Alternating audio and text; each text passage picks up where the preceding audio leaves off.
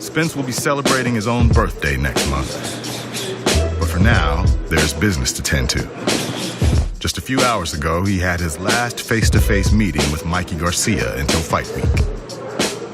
He's back at the gym, preparing for the March 16th matchup. Seeing him face-to-face and just talking about the whole event overall, I'm a little bit, anxious for this. I'm probably running off that, a little adrenaline too, You ought to be tired. You tired?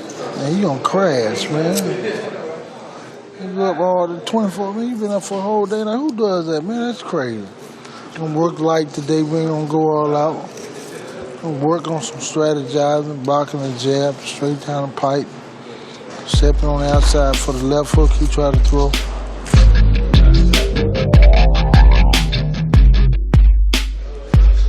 You might see that shot. You might not just come in like that. You gotta anticipate what he gonna do. Double up. 3. Rotate. 2 of them. 3 of them. Body shot. Don't stand up on me though. Stay low. Use that movement. Don't let him get set. Only a shot. Yeah, pretty long day, man. I didn't even go to sleep last night, so it's really like 24 hours. No, I'm not out anyways. I usually only really get like 4 or 5 hours of sleep every day.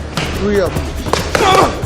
Still gotta work, still more time to improve and get better and work at different things. So, no slowing down till fight week. Spence has kept a strict 6-days-a-week training schedule for the Garcia fight. But the advantage of training at home means he's able to make time for the people who mean the most to him. Quit being greedy. You about to eat, bro. Drink some water. Okay, we're gonna eat in maybe about 10 minutes. Every Sunday, man, this will go down every Sunday. Family time. Family time. Family matters. So on Sundays, it's my off day. So usually we gather at my mom's house and eat dinner and talk, and it's basically family bonding time. Oh, that's a nice picture. I love that picture. Spence, along with his sisters Ebony and Kayla, was raised by his parents in the middle-class neighborhood of DeSoto, Texas. Among his tight-knit family, Spence is known as EJ. Nah, that was for Halloween. I love this house. Every time I walk up to the front door, I just, a lot of memories. And when he started boxing, I just thought that he was just gonna do it just to pass time. And I guess maybe about 2 years into it, I saw that he was real serious. Spence took up boxing at the age of 15, and his rise up the ranks was quick. He was an Olympian in 2012 and turned pro that year. In 2017, he captured his first title, the IBF Welterweight Championship of the World. Like all his amateur fights. Like my mom and dad always just was supportive. Never just pushed me, but always was behind me and supported me and told me that you want to do it, you're going to do it. You do it to your fullest. Helped me become the fighter that I am and the man I am today. Dear Heavenly Father, thank you for helping everyone preparing this food. We want to thank you for EJ. We ask that you continue to bless him with continued success. In the name of Jesus Christ, we thank you. Amen. Amen. Mike, can we eat? I'm just happy for him. Everything that he said is coming true. He always said, I'm going to be at the Cowboy Stadium.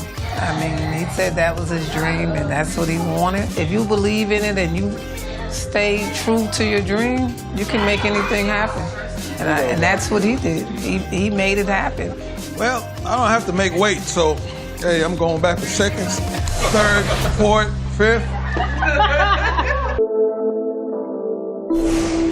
Mikey Garcia's training camp home usually sees the fighter secluded away from his family. But today begins with a crowded bedroom for the 31-year-old father of 3. Go, puppy. It's nice to spend some time with the kids, too. Something a little different than just the regular routine. You need stuff like this, you know?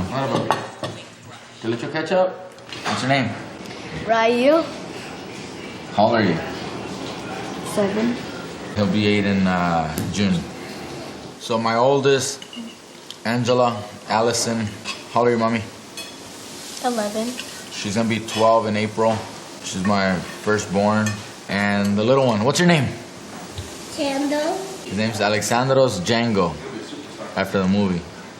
How old are you? Yes. He just turned 4 last month in January. That's a big bite, puppy. Are you gonna be a boxer? Yes. You like boxing? Yeah. Okay.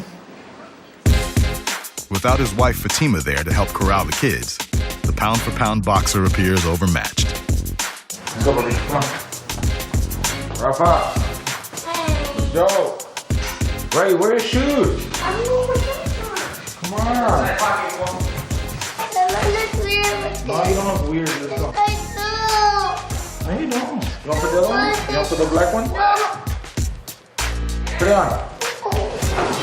Buckle up.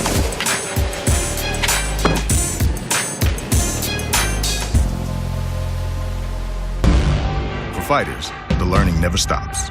Garcia's training team of father Eduardo and brother Robert oversee today's heavy bag work, as does a special guest, former UFC bantamweight champ Dominic Cruz.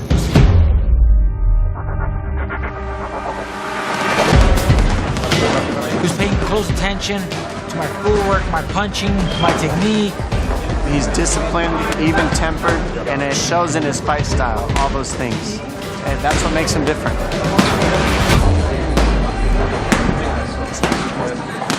Sí, el talento va, toda la pelea va a estar dominada con talento. Uno puede eliminarle el peso y hasta un poquito la fuerza. Más fuerte no está más fuerte. Sí, va a estar muy fuerte. No va a estar más fuerte. ¿Y cómo elimina el talento? No va a estar fuerte.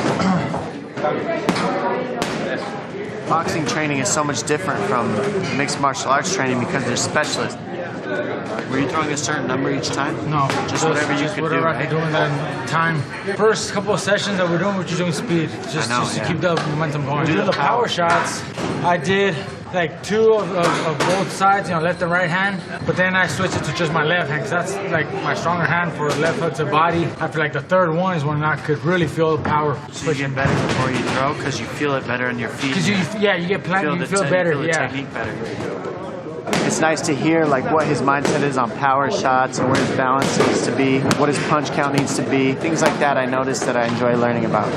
I can tell he's a student of the game because he's paying close attention to everything I was doing, paying close attention to little details that others don't. But he's a fighter. He's very smart. We were pushing the training, peaking right where we're supposed to be. We're right on schedule. I'm happy with everything. Everything's falling in place just perfect. I feel really good. I'm excited, and it's just around the corner. Everything I do is to win. If I already won the fight many times in my head, I go into the fight already as a winner. Whether it's me going down or me getting a cut or I hurt my hand, nothing's gonna surprise me because I already prepared for that and I already know how to react to that.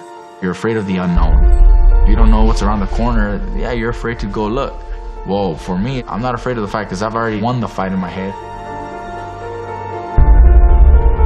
Your brain can't distinguish what you visualize versus what you're actually practicing physically.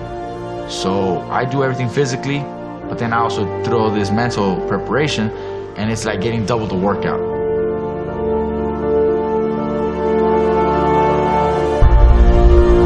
When I'm fighting, I'm reading my opponent. I look at their eyes, I look at their facial expressions, I look at their body language, their posture, where they're holding their hands. With mental training and the way I read my opponent, it's just a big benefit that I can do all these things and become that champion that I want to show the world that I am.